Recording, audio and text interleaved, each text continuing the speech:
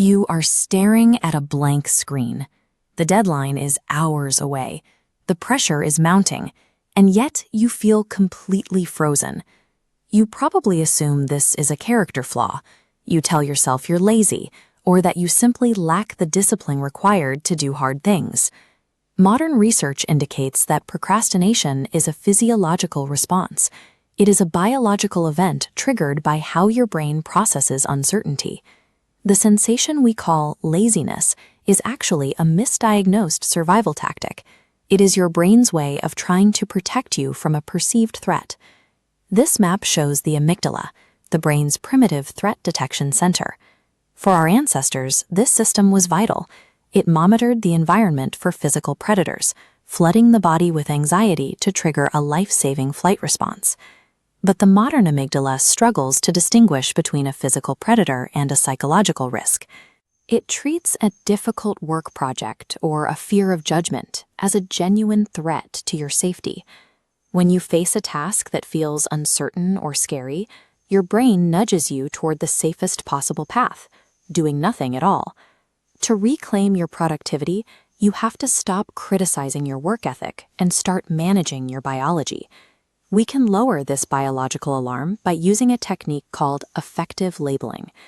Putting your specific fear into words, actually saying, "I'm afraid of failing at this," helps the brain process the sensation.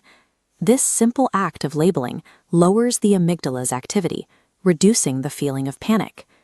This process also helps us look at the internal labels we use, like, "I'm not a writer," or "I suck at creative work." These labels set the standards we feel we must meet to be successful. This scale shows the relationship between our perceived ability and the standards we've set. Self-confidence relies on believing our current ability can meet the task. When we feel our skill is dwarfed by the standard we think we need to hit, the brain calculates a high risk of failure and triggers a shutdown. You can rebalance the scale by adopting the identity of a lifelong learner. If you intentionally lower the bar and give yourself permission to produce a mediocre first draft, you reduce the perceived risk and turn off the alarm. By labeling your specific fears and recalibrating your internal standards, you strip the biological threat of its power to paralyze you. Next, we have to address external anxieties, the tendency to obsess over future consequences and the judgment of others. To stop catastrophizing about a potential failure, use the 10-10-10 rule. Ask yourself, will this matter in 10 minutes, 10 weeks, 10 years? Projecting a potential failure into the distant future changes your perspective on its impact. When you see that a mistake today won't matter in a decade, the perceived threat to your ego shrinks. We also suffer from the spotlight effect, the feeling that the world is watching our every move.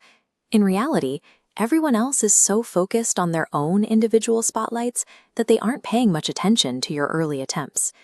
Realizing that failures are temporary and that the audience isn't as judgmental as you imagine further deactivates the brain's defense mechanisms.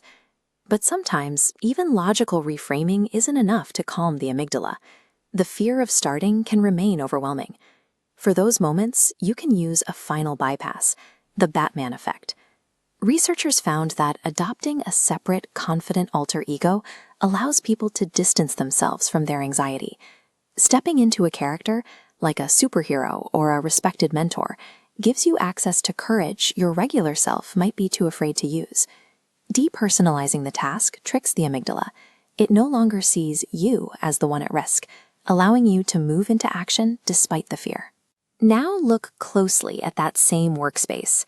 The paralysis is gone, and the work is finally moving forward. This wasn't achieved through a sudden burst of willpower. The underlying fear likely hasn't disappeared completely. Success came from changing how you respond to your own anxiety. You used specific psychological tools to process the biological signal instead of letting it control you. True courage is taking action while the fear is still present. You conquer procrastination the moment you stop fighting the label of laziness and start managing the biology of your brain.